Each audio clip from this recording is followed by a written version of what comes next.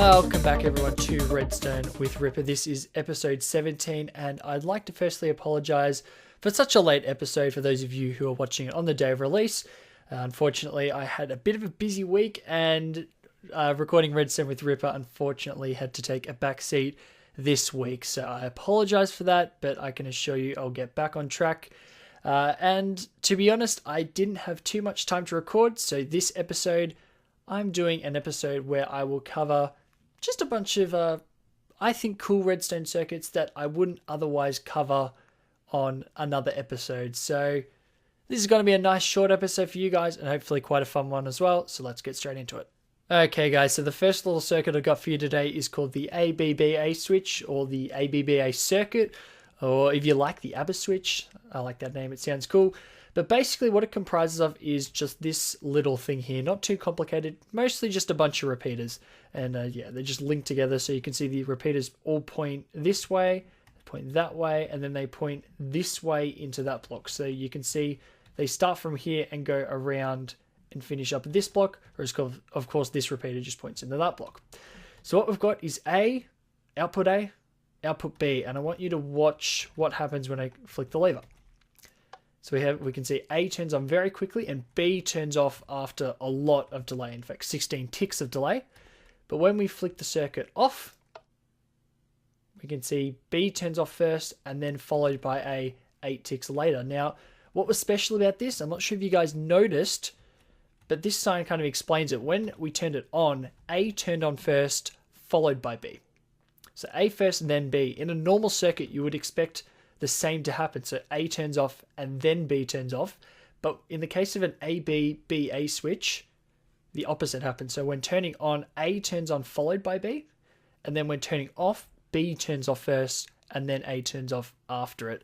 So that's where you get the ABBA switch, ABBA switch. That's where you get the name from. They're pretty simple.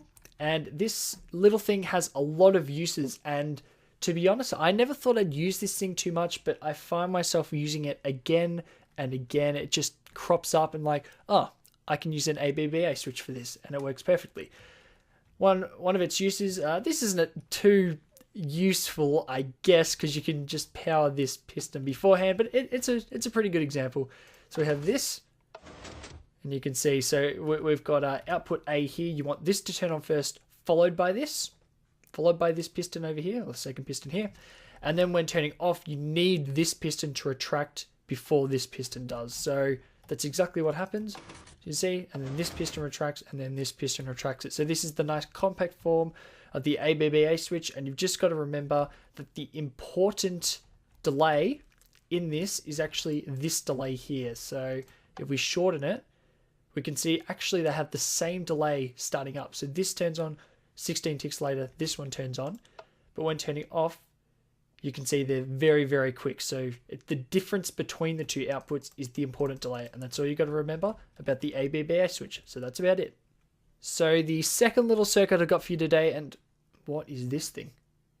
Okay, I guess we'll find out in a sec. So the second little circuit I've got for you today is the random generator. And basically this is a 50-50 generator, just this little thing here. What we've started off with is a dropper feeding into a hopper, and what it's got is a wooden sword and a redstone dust in it. Now these items aren't specifically important, but basically the main point is that the redstone stacks to 64, so you can see it will stack with that redstone. But if we grab another wooden sword, you can see wooden swords don't stack with each other.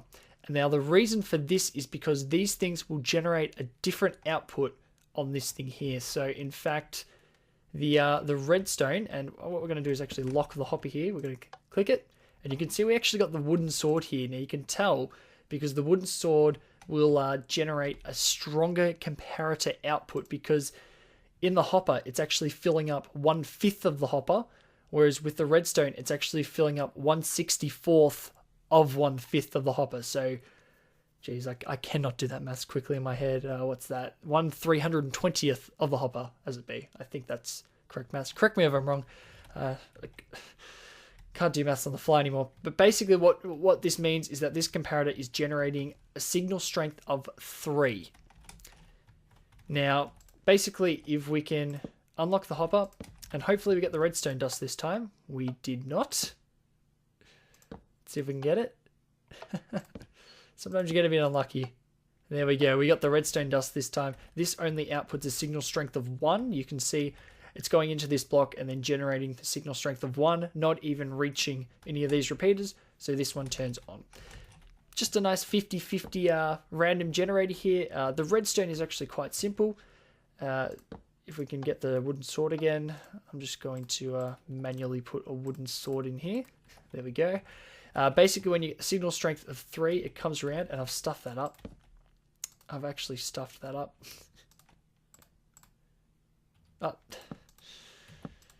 Useless at this. There we go. There we go. And basically what happens is that before this repeater can turn on, we have this repeater coming around and locking this repeater so it can't turn on, using the locking repeaters mechanic, which I don't think is used often enough in my opinion. And basically when it's a signal strength of 3, this repeater comes around and locks it before it can go through to here, and then that just powers over there. But when it's a signal strength of 1, if we can get a signal strength of 1 in here, oop,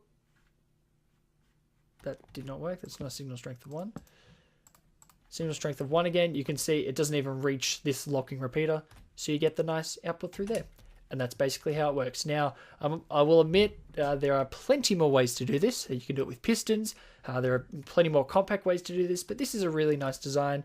And yeah, it's really neat design to have if you're looking for some random generation.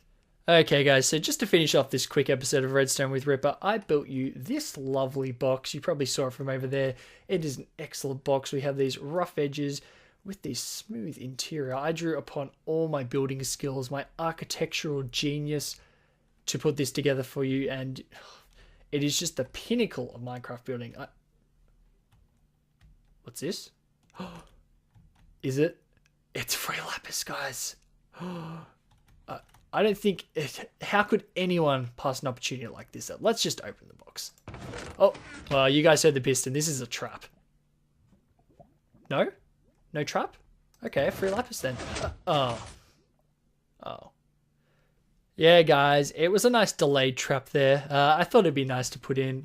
Just to show you the redstone quickly, we have the torch here, which is, I believe, directly under. Can we get a look in? There we go. It's directly under the trapped chest there. Of course, you put the sign to cover the fact that it's a trapped chest. You can kind of see it there, but it mostly hides it.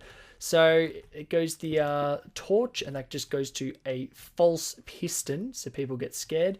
You don't actually need to put this false piston in. And basically, this just goes to lots and lots of repeaters. You can see it doubles back here, and under here, and under here, and then goes up here.